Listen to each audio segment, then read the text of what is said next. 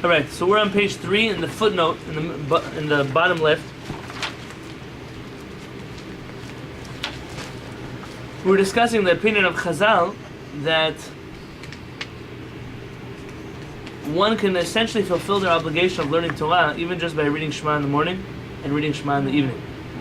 And at the end we said there is someone who holds like that, but then many of the rabbis argue with him. And the other way around. So let's see here, in the second paragraph in the bottom of the page, so it's the Umidivrei, the bottom of page 3. Umidivrei Maran HaBet Yosef Le'el, and from the words of Maran in his Bet Yosef above, Muchach, it's proven the Svir Alek Haran, that he holds like the Ran. Really? What did the Ran say? You have to do Shema in the morning, Shema in the evening. The Ran says that it's not enough in the morning and night. That's only for a person who doesn't have a choice. And for a person who can learn more, they're obligated the whole day to learn Torah. But that's what the Ran said? That's what the Ran said. So who said it's just enough? The Rif said it's enough just to do Well, the Ran is commenting of the Gemara that it's just morning and night. So that's only talking about a person who only has morning and night to say Shema. If one has more, they're obligated to more. So look at what Maran says. How do you infer that Maran agrees with the Ran? Maran agrees with the Ran. What? So why did all the Rishonim that they quoted quarrel with the Ran? If he said do the best you can, if you have more time, do more. Why did they quarrel with They him? don't agree with him. Why not? I They, mean, if they you, view that he's reading incorrectly.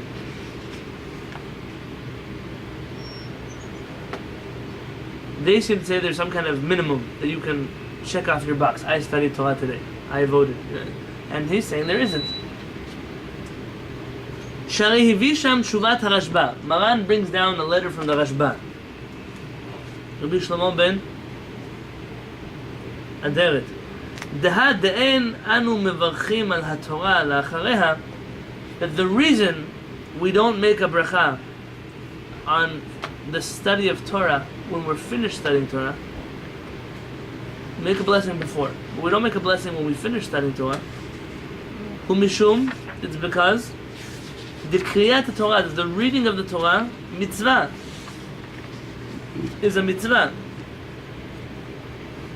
Ve'en anu mevarchim, and we do not make blessings of hamitzvot la'acharehim, after we finish doing mitzvot. Give me a blessing that you make on a mitzvah. Give me a mitzvah, a biblical one, for example. wash your hands. Right, it's not a biblical mitzvah. It's not? Like blowing the shofar. Blowing a shofar, very good. What else? Bless, okay, that's interesting. That, okay, fine. What about the leaven at all, you think? Yes. Yeah. Counts? What else? Eating matzah, that's interesting. Eating matzah, there's two blessings we make. It's confusing to use that example. Let's say shofar and leaven at all. Right? Those two?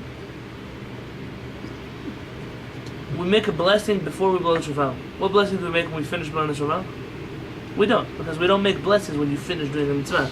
The reason you don't make a blessing when you finish studying Torah is because You don't finish. because it's a mitzvah. Because the mitzvah doesn't have an end after blessing.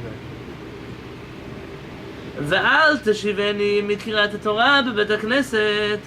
Says Maran, don't ask me the question. Well, when you go to the Bet Knesset and you read the Torah over there, you make a blessing before and afterwards.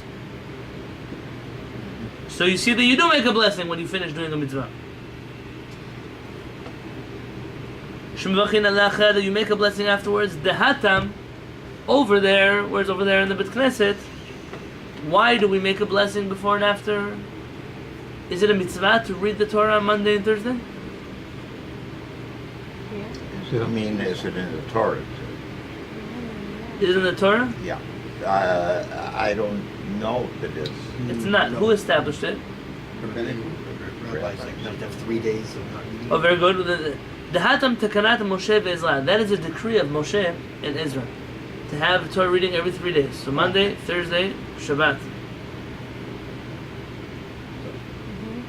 Vala takanot, and on things that are takanot, that are decrees, mivarchim lifnehem ulacharehim. we make blessings before and after a takana. Not a biblical mitzvah, but on takanot we make blessings before and after. Why? Don't ask me. This is the rule that he's bringing. So that's not a proof. The proof of reading Torah, it's not a mitzvah to read the Torah on Monday morning. Not a biblical one.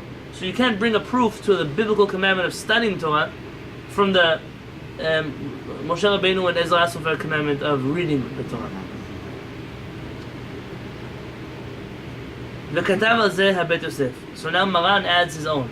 The Bet Yosef writes about this. The following words. Vili nira, to me it appears. Who's to me?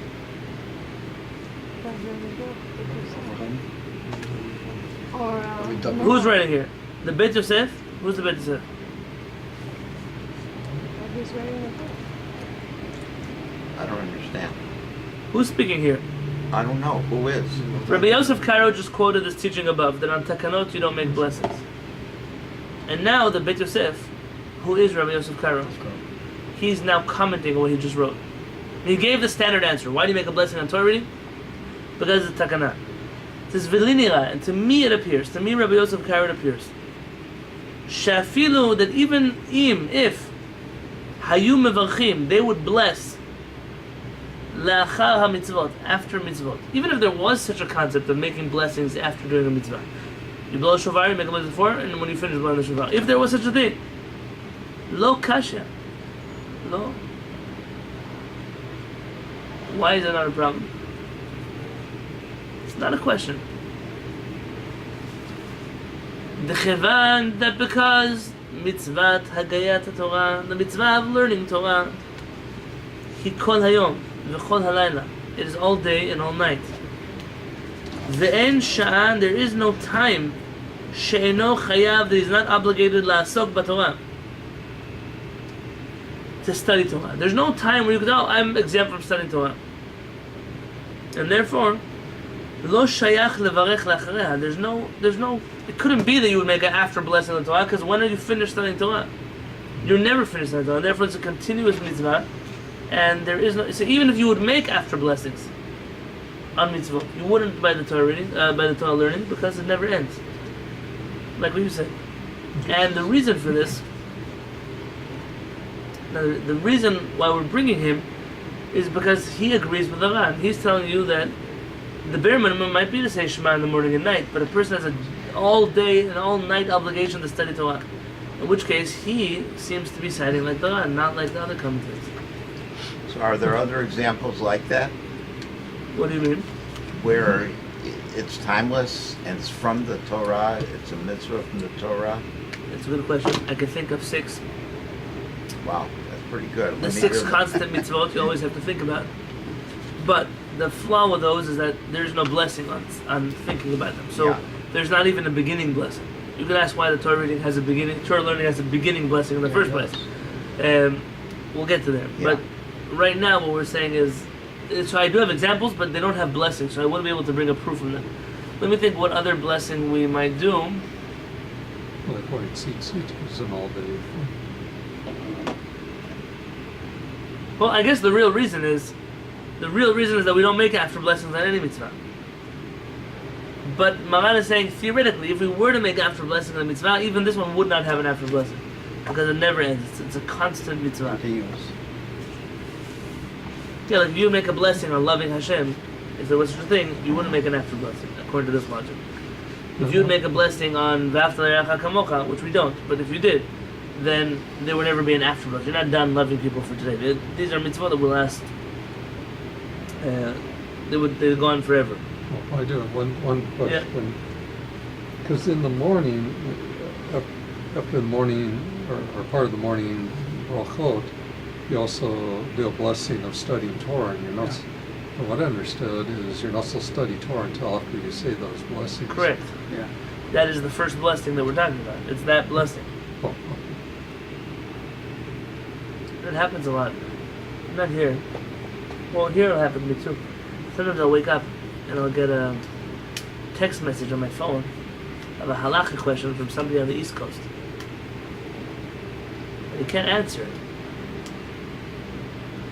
There are ways around this thing. But the bottom line is I didn't say the blessing of Torah. So I wait till after I say Birkat Torah, and then I can answer people's questions. happens also, where does it happen? In yeshiva. For example, if you guys do on his way to Shacharit in the morning, sometimes all the guys, it's like tens and tens of guys walking together in groups to the Beit HaMikdash. You're walking Shacharit, it's snowing, it's like 15, 20 people outside, you've got a good 5-minute walk. So people, they start to talk, Divrei Torah, like what did we learn last night? Are you preparing for the test today? And in that conversation, you just left off studying something last night, we're going to study today. You often get into Torah conversations and you have people say, shh, careful, we didn't make the blessing yet. And that's why many people have the custom to say those blessings already at home before they leave, to avoid any such issues. It's an interesting question. Are you allowed to think of Torah? We spoke about that in the old book. These are things that come up. So he says here, Ulichora, seemingly, midivrei harashba, from the words of the Rashba, muchach de lo svir alei karan, it seems like he does not hold like the Ran. What did the Rashba say? The Beit Yosef quoted the Rashba. He says the reason why you don't make a blessing after you finish the learning of Torah, why? Is because you don't have any after blessings on any mitzvot. Which means you can't use the Rashba to prove that the Ran is right. And because the Rashba didn't say what Maran said, the Rashba didn't say, what did the Rashba not say?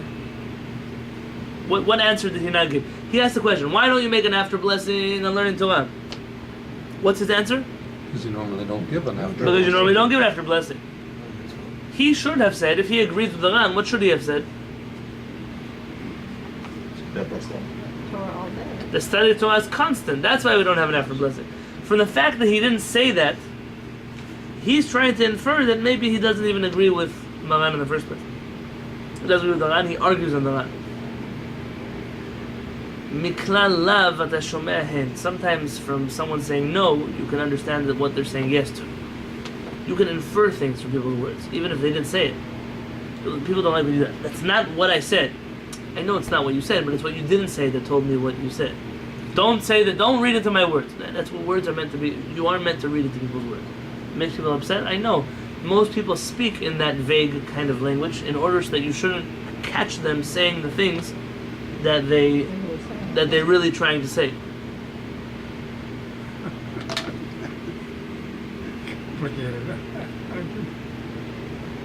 To be a Talmid Chacham, you have to be able to be sharp. Okay, sometimes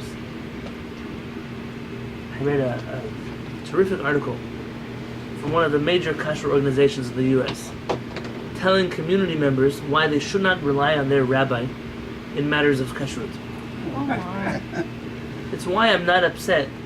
That's the reason why I don't mind if people get upset when I say, "Oh, you shouldn't trust the kashrut organizations on kashrut." Why? They say the same thing about us. So it's not like we didn't say this, you know. Yeah, they say because community rabbis in their nature are nice people. Now, I don't know. I met So some that community means rabbis. they're not. What? That means they're not. He says that they're always trying to look to see the better in people, to see the good in people.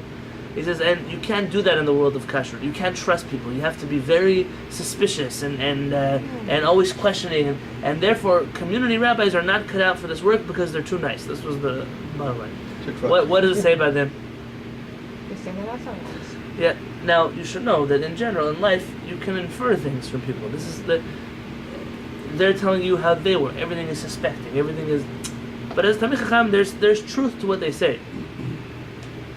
Sometimes people come to you and they'll present you a story, they'll present you a scenario, they'll present you a situation. I was in Chula Vista recently, and I was in a parking lot of a place.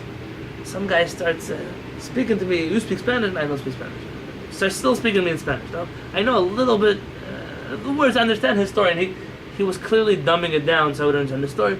Basically, his family were murdered by the cartels, and they came here, and they ran away, and he works in the parking lot over here, and he's going. He doesn't speak a word of English. It's so hard for him. And then at the end, he slipped and started talking to me in English. Oh. And so he asked me if I could help him out with something, with some money. So I gave him $1. I told him, I know you're lying to me, but it's okay. You're asking for help. I'm happy to give you $1. I said, but it's not a good thing to lie to people. And No, amigo. He was the door. Give me a hug. I said, I'm happy to hug. I'm not upset at you. Just don't make up a lie. What? You told me you didn't speak a word of English. All of a sudden, your Spanish started becoming more English because then he wanted $1, right? So he had to get something. So then he spoke to me straight in English. Yeah. But he told me to be in the conversation, not speak a word of English. So how much more of it? Should I believe the rest of his story? And you don't have to always be like mean to people, but it's important not to trust when people present things to you. It's like anyone who's in marketing or sales. You sometimes, by omission, you tell them everything that's great so they don't notice the things that aren't there. Magicians do a similar thing. It's the art of distraction. They distract you over here while they're doing something over there. It's like a person who pickpockets people. They're distracting them in one area so they can get them in another area because people they're not trained to always think that they're being deceived. I'm not telling you here to be paranoid, but it's the art of inference. You have to be able to read into words and say, because he didn't say something, I have to learn from that also. Or when a Talmid Chacham says something in a certain way, one of the Rishonim, the Rambam writes something in a certain way, I can infer from there that he didn't mean it in the other way. This is very flexible. Anything you want to read into anything is true. It's not the way Talmid Chachamim have ever studied Torah. You have to look at what the words actually say. Vayen beYerushalmi, the next time, look in the Yerushalmi that says, Harei Talmud Torah, learning the Torah, shenoheg. What is noheg? It's like minhag. That one must be accustomed to do it. Balelot kivayamin. At night, just like they study in the daytime. For some people, it's really bad because they don't study in the daytime. So if at night is like the day. What they mean is you have to do it day and night.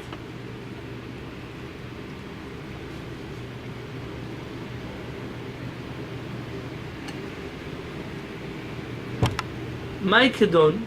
סוכה אפשר לבטל, תלמוד תורה אפשר לו שלא לבטל. זה reading, I'm going to say, ובפירוש בספר חרדים שם, and the ספר חרדים פירש, he explains over there, שהוא בתמיהה, he's asking a question. סוכה וכי אפשר לה לבטל.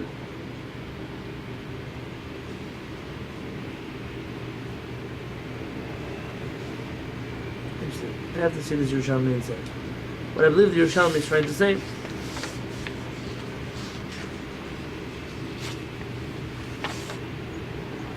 that when a person sleeps in the sukkah, even when they sleep, they're not losing the mitzvah of sleeping in the sukkah. I mean, they're still dwelling in the sukkah. The study of Torah, though, Aval Talmud Torah, v'chi efshar shelo livatel. Is there any way that a person can reach a place? So they ask me, can a person ever reach a place where they will never waste a minute of the mitzvah of sukkah? Yeah, if he sleeps in the sukkah, eats in the sukkah, drinks in the sukkah, even when he's unconscious, he's still observing the mitzvah. So what about Talmud Torah? Is there ever a person who can say, I never wasted a minute of studying Torah? He says, no, because even when you sleep, what happens when you sleep? He says, V'alo b'shah she'yashen, when a person's sleeping, Ba'al korcho batel mimena, against your will, you're not studying Torah. So every person at a certain point is not studying Torah. Now, if people have dreams about Torah, that's already a different story. You know, Baal Shem Tov HaKadosh or something like that. I'm not getting into that.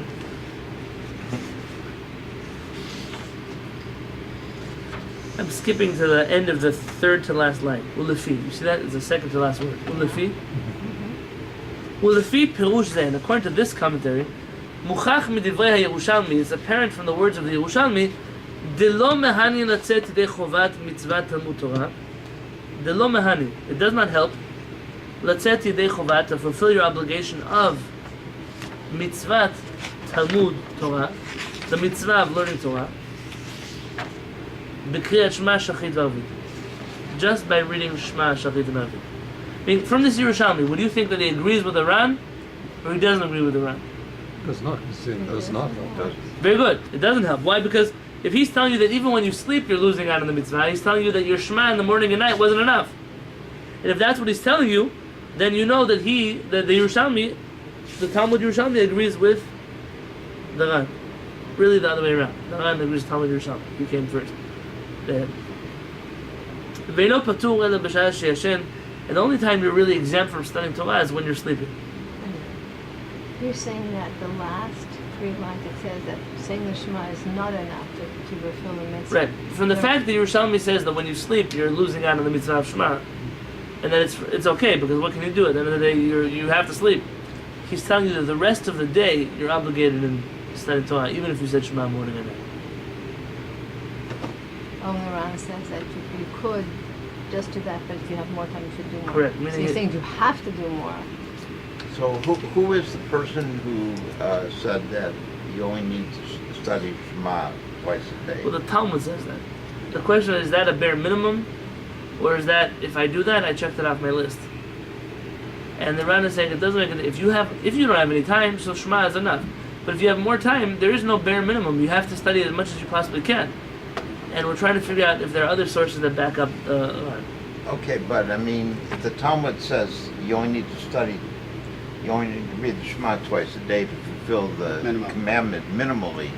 But is there any rabbi who has mandated they agree with that, and that's all you need to do? Yeah, we gave a few of them here in the first paragraph.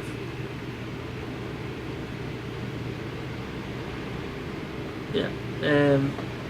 Rav Elazar Mimitz and some other Rishonim both say that. But I mean, I don't know. We don't know who they are. You say their names, but they're not well known. They are in the world of Torah, they're well known. But he's bringing up a good point. Why are they not so well known? Who you hear? You've heard of the Rishonim, Rashi, Rambam, such Yeah. Mefarshim, Ramban, Sforno, Ibn Ezra. You hear these names because they wrote books that were accessible to the people. These rabbis wrote books that are, unless you're like in the page of the Gemara, you're in the Shulchan Aruch, you're not going to look them up because they wrote very exclusive works. Exclusive also meaning elusive for the people who are Yeah, that's, who are not yeah. studying Torah that intensely. And so for us they're well known, but you're right, it's Yeah. not the Rambam, but the Ran. I don't know how much of Ran have anyone around the table studied. Probably just as much as Rabbi Yonatan Halevy. So I wouldn't use the name game. Rather, it's two different opinions. The one's reading it as a bare minimum, but if you have time, you do more. One says, no, it's enough. It's enough to just tick it off your list. If you say Shema in the morning, Shema at night, you're good to go. Don't worry about it.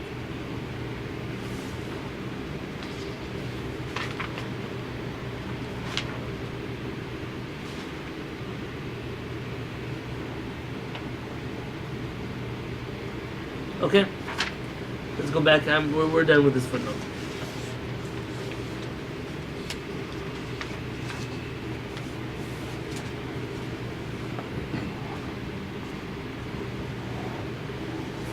So on page 4, in the middle of the page, where it says Limud Torah, the study of Torah in bold letters. Limud Torah, the study of Torah, Bayom, in the daytime, Uvalayla, and at night.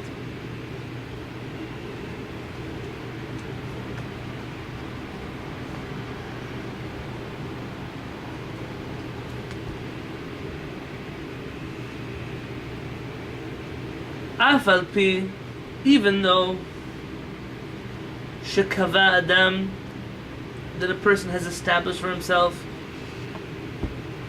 Itim la Torah Bayom, set times to study Torah Bayom in the daytime.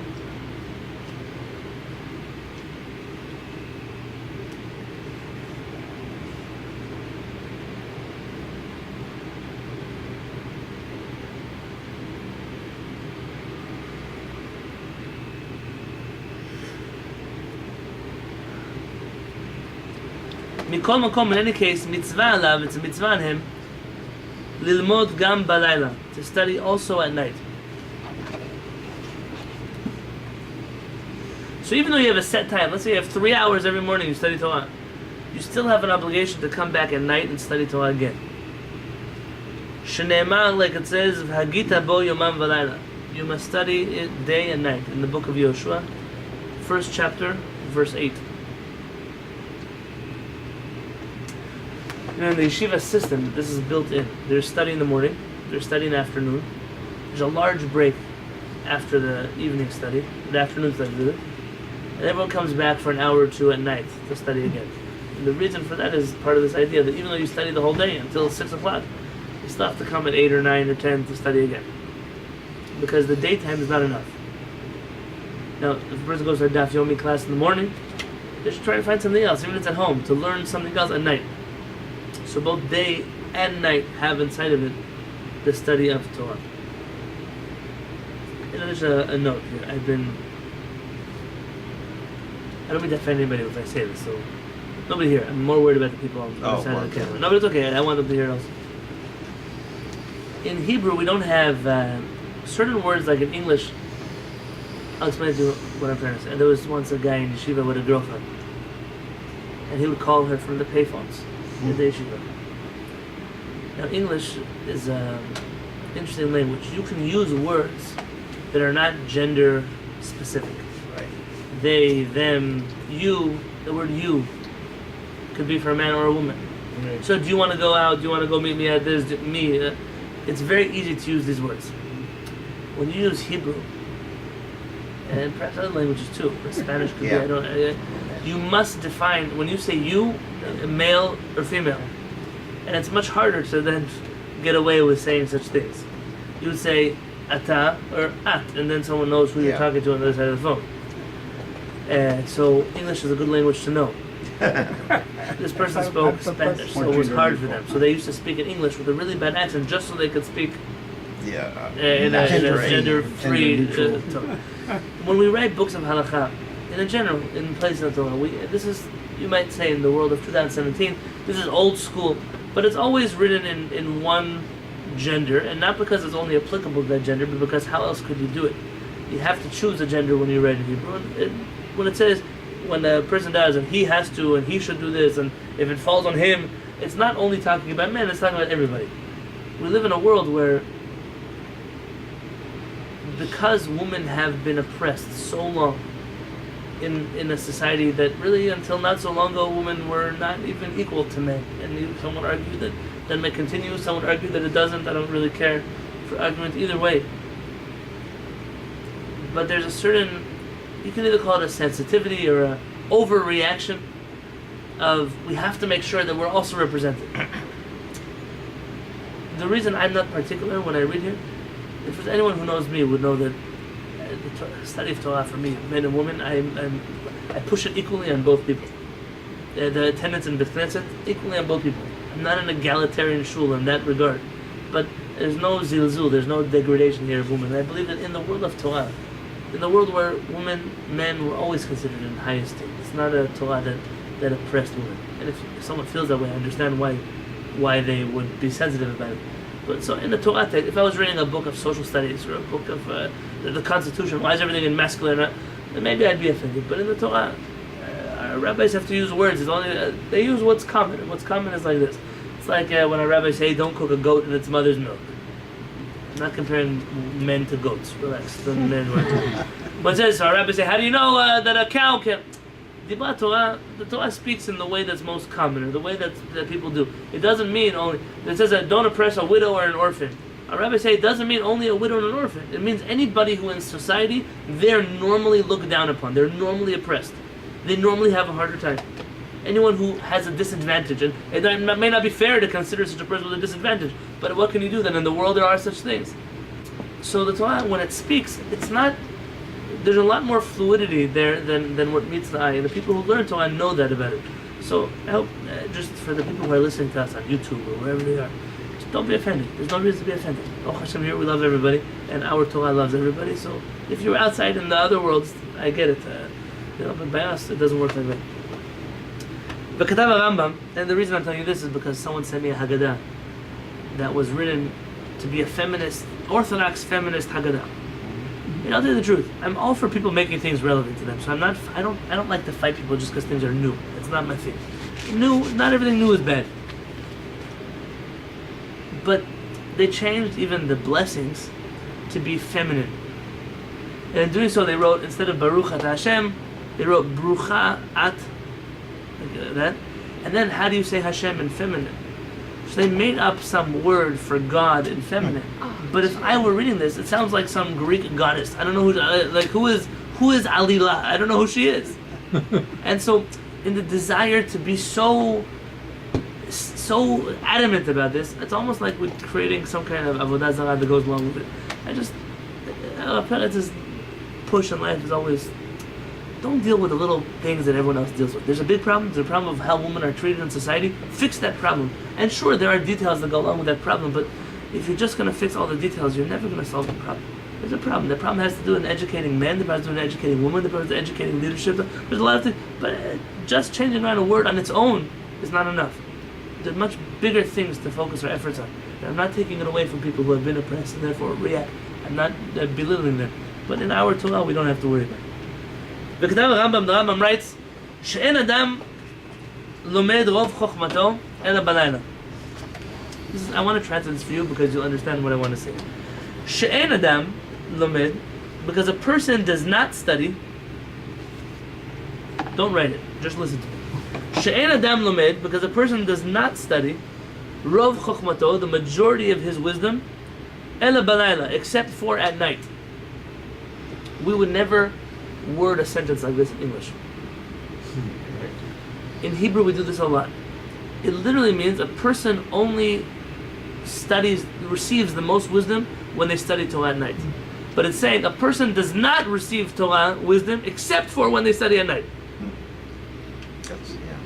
We're using negatives here in order to make a point. So what I do when I read this, and this is why I'm saying, because I see people writing, I'll actually translate this wrong in order so that it doesn't mess up your paper. So what I'll do is when I'll read this, I'm going to translate it as a person only receives the most wisdom from their study when they do it at night. Yeah. And I'll read it correctly in English, even though that's not what it says in Hebrew. So, לפיכך, and therefore, מי שרצה לזכות בכתר התורה, somebody who wants to merit the crown of Torah. What are the crowns in the Jewish faith? There are 3 crowns, Pirkei Avot tells us. Keter Torah, that's one of them. Keter Machut, kingship, and Keter... Good name. Keter Shatan, very good. And then Mishnah, I believe, mentions one that's not that. Does it say Keter Kehuna, perhaps? The crown of priesthood? I don't remember, but I believe that there are 3 crowns, and right, kingship, Torah, and I believe one of them is the crown of Kehuna.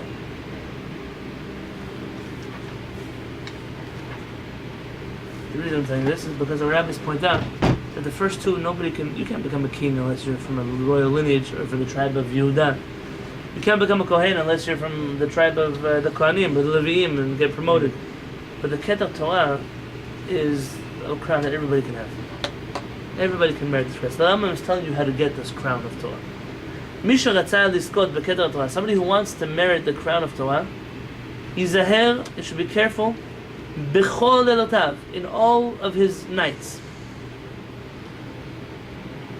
V'lo yovad afilu achat mehen, and he shouldn't waste even one of them, B'shena, with sleeping, V'achila, and eating, Ushtiya, and drinking, V'sicha, and conversation, V'chayotze behen, and any such things. Ela betalmud Torah, he should spend his time in studying Torah, v'divrei chokhmah, and words of wisdom. Why does he separate Torah and wisdom? There are wisdoms that are important for a person to have. They're not necessarily Torah, but they complement this Torah. And there are areas of Torah that we study that are not just Torah, but they help us in our midot and our character traits. And it includes anything in this genre. And the Rambam is not telling you not to sleep at night. But don't think that just because the sun is down, the day's over. It kind of has that. We go to work in the morning, we come back late evening, or even early evening, and the rest of the day is just, kick off your shoes, sit on the couch, watch TV, drink a beer, watch a game, I don't know, whatever people do, play Monopoly, whatever people are doing in their life. This is a time to study Torah. Make a time for yourself. Like what you're doing now. What are you doing now?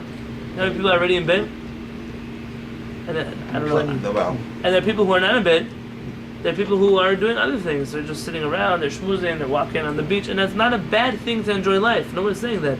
But use evening as most of the Torah that I studied. I'll share something personal. When I was in yeshiva, I hated studying the curriculum in the yeshiva. But what can you do? You have to study the curriculum in the yeshiva. You're not going to drop out.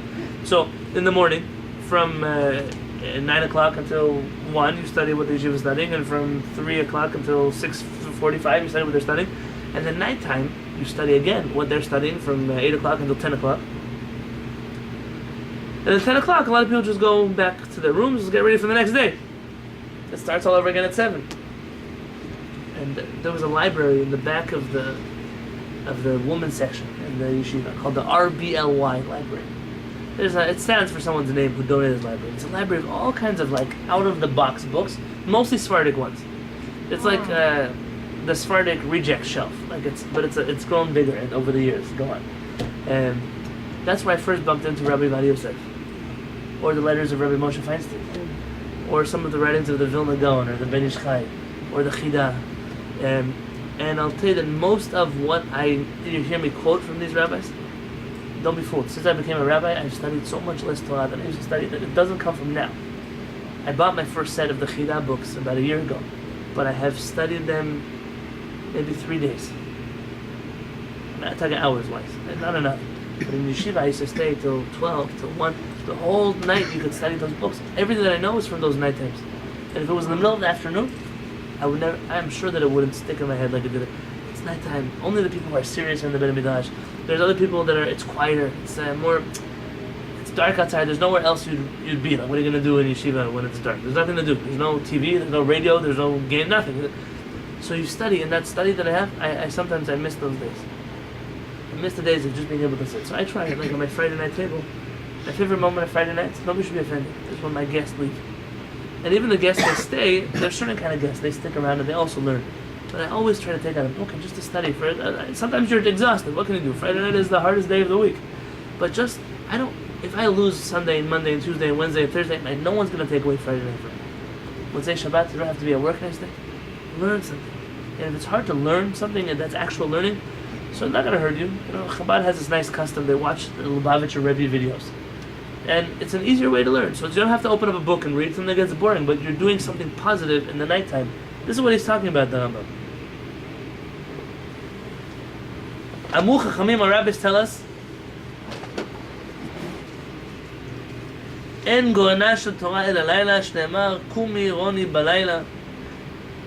The real time, the ideal time for Torah is at night. V'chol ha'osek, and anybody who involves themselves in Torah, balayla at night. Chut shel chesed, there's a string, it's an expression. There's this string of chesed, of kindness, that nimshach alav, that is pulled over him. We just saying to pull the wool over his eyes. No, nobody's talking about wool over his eyes. This is the concept of Hashem grants you the special gift of chen. When do we find this term originally? Okay, very good. Very good. Chen. But this concept of chut shel chesed. Remember, there's an argument about whether Esther was the most beautiful woman in the world or not, Queen Esther. There are two opinions. One says she was the most beautiful woman in the world. The other says she was actually hideous looking. In the Gemara, Masechet Megillah, she was really not attractive. Yeah. But she was so righteous that she had a chut shel chesed over her. That she had this string of chesed. When a person is just good, there's other things that you are attracted to aside from just their physical look. And in fact, it can be more attractive than a person's physical look. Some people are attracted to someone's look, and when they meet them, say, I never want to know anything. I don't want to ever know you again. A person can study Torah, and almost regardless of everything else that they are or they mess up with, they have a certain chen, a certain chesed that they are gifted with. Shneimar, it says Tehillim, Yomam yitzaveh Adonai chasdo. We say this on Shabbat. Hashem will command His chesed during the day. Uvalayla, and at nighttime, Shiro imi tefillah le'el chayai, will sing out to my God who gives me life. The last one I'm reading, not about your house, but about the house of all the people who want to kill Am Yisrael. V'chol bayit, in any house, she'en divrei Torah, that the words of Torah are not nishma'im bo, are not heard balayla, at night. So any house in which the words of Torah are not heard at night, Esh ochalto, a fire will consume it. I mean, you're learning Torah at night. What? Learning Torah Must be done at night also. If the sound of studying Torah is not heard in the Jewish house at night, it's not a good thing. No, I'm not telling anyone here to scare them. Imagine what happens to the house in which Torah is studied at night. It's an important thing if somebody's married to study Torah with their spouse. Especially at night. It's a good time. Everyone's away. The world's quiet. But also on your own.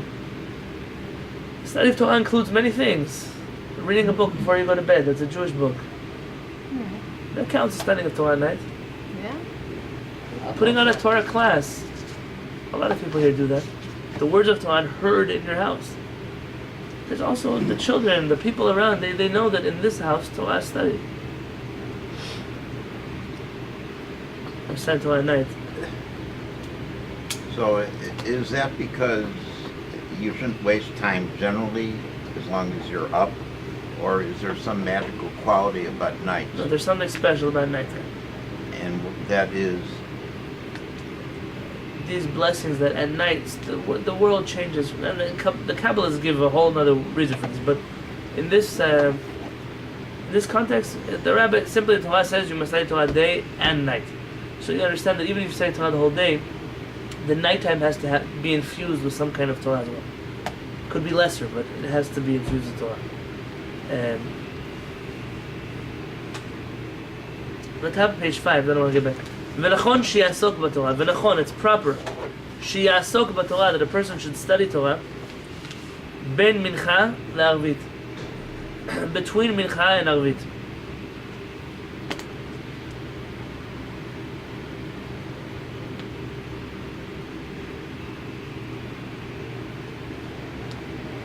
Why? K'dei, in order lechaber, to connect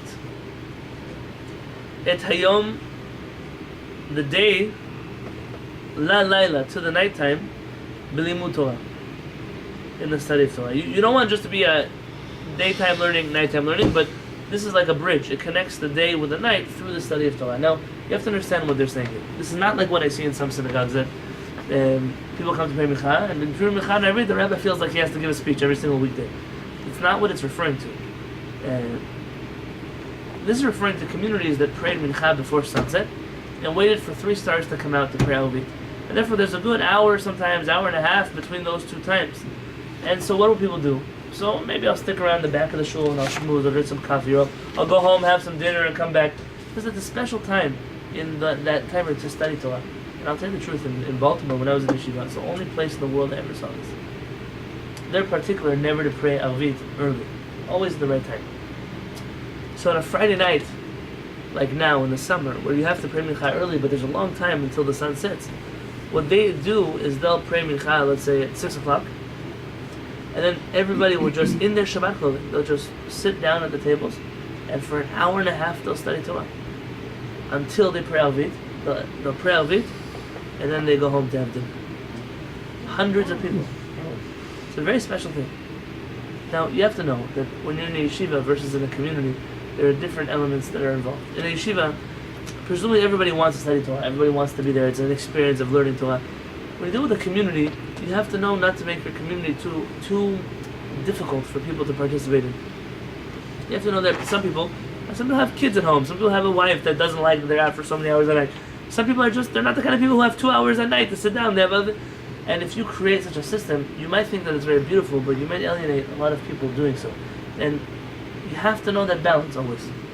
What's right for your community, and every community is going to be different. There's some communities.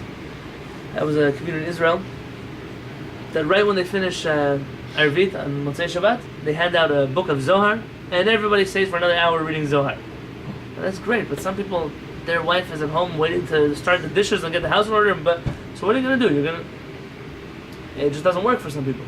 So every community knows their limitations in these kind of things. I want to just end with a story. I was once a chazan in a little shtibel. Like a real shtibel. Like the size of this room, but it was an underground basement in New York. In the Washington Heights there. There were no windows, just water pipes going through the middle of the room. But these are New York shtibels. They had like 6 Sifrei Torah, the whole thing. And off the fans for the sound. Okay. So when I was there, I prayed, and one guy said, you remind me of a visit I once had. Do you mind talking to me? It's an elderly gentleman, probably not with us anymore.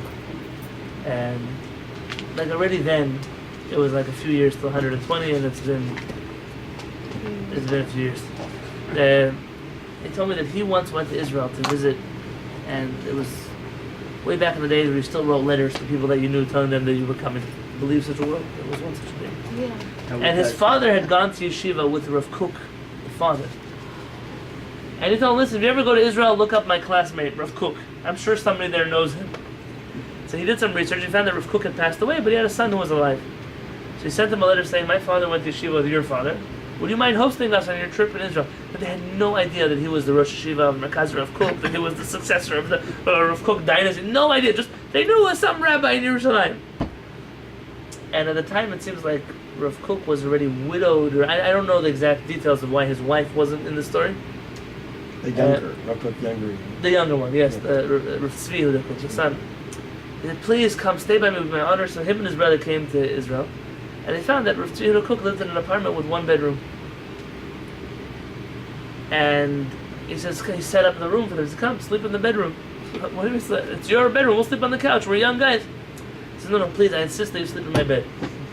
They're staying for like a month. It wasn't a 2-day experience. And he told me that they asked him, how can you sleep on the couch? This is your house. He said, he wakes up very early. He goes to sleep at night late, and he wakes up early because he's writing books, words of Torah. He's afraid that he's going to come into the living room to take a book. He's going to have to turn on the light. He's going to wake them up. He says, then he'll lose out also on his mitzvah of Masatochim. And you can't, for the sake of learning Torah, hurt your guests. So it would be much better for me if you stayed in the bedroom and I'd be with my books. And that way I'd be able at night and the daytime just turn on and off the lights and move the chairs and write things, and it wouldn't bother you. He said for the whole time that he was there, that's what he did. He slept on the couch and he hosted them and he was studying Torah. He said when they went to sleep he was still studying. When they woke up he was already studying. They didn't see him sleeping ever, but he was sleeping on the couch. That's what they know for sure. Yeah, Baruch Hashem, yeah, that doesn't mean you have to lose your whole life because of Torah. But to realize that this is what makes us, that Am Chacham V'Navon, Hagoya Gadol Hazeh. There's brilliant people that Hashem talks about. It's the fact that we know, the fact that we learn, the fact that it's hard. You'll be hard pressed to find Jews that are illiterate. Jews who can't read a book, Jews who can't formulate a sentence, Jews that can't. I was talking to somebody today. Somebody said, it's very interesting. I came to visit San Diego, and I see all these. What is it? They use the word for them. These small universities scattered around, like those. National University, and I don't know what's big and small. I'm not an academic, so I said, it's very interesting that you have that observation, because you probably are just when people don't go to NYU or they don't go to what do you tell me? Columbia. To Columbia. I mentioned Columbia. He's from New York. You can tell, it's just the guy from New York. I said, it's very interesting. You live in like this Jewish bubble of, and I'm not sure I'm right or I'm wrong, but probably all the Jews he's hanging out with, the kids go to very good schools, their parents push them to study very hard, and they have options. You could sign up for Stanford, for Harvard, Yale, Oxford, and Nebuch, he only got into 2 of them. He didn't get into all of them. Yeah, and so I said, but you have to understand, there are people who live in a world where I'm lucky if I'm the first person in my family who ever graduated high school, and I don't even have the guts to apply to university that I think might reject me. There's a whole world of people who are studying and they're doing good work. They're studying, they have careers, but you probably never heard of their university. But it's something about Am Yisrael is that wherever we've been, we've always tried as much as possible to learn, to know, to be involved, that's just part of our nature. It's what Hashem promised us. And it's scary to me to think that there may be so many Jews that are so literate in so many other things, except for their own faith. Last night I had a meeting with a guy who's a Jewish Buddhist. And I asked him if he ever heard of Sephardic Jews before. I said, what are those? I said, we're Oriental Jews. Is there such a thing as Oriental Jews? I said, oh, you never heard of them? He's an expert in Buddhism. But his own faith he doesn't know. He knows that his parents sent him to Hebrew school. They themselves didn't go to shul, but they made him go to Hebrew school. And the only thing he remembers Jewish about his house was that his grandmother used to make gefilte fish on Pesach night. And none of that was relevant to him. He says Buddhism is much more spiritual for him. More tasty. But I said, more tasty. But I said, you've never tried it out. And so he'll come to me for Shabbat dinner. I have no hopes of changing anybody. Just, at least before you drop it all, become as much of an expert in this. You're a doctor. Be a doctor of Judaism also. Don't just be a doctor of medicine. Know both. It can't hurt you. How was it on Sunday?